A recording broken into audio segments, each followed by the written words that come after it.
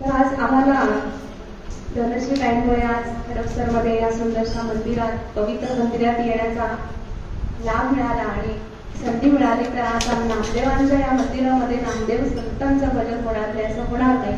तर सुंदर लोलो लागला आंबेचा हा गोणाई देवीचा नवसाने, गोणाई देवीला नवसाने पुत्र प्राप्ती झालेली आहे नामदेवांची.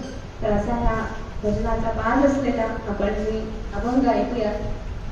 लोलो लागला आंबेचा, लोलो लागला आंबेचा.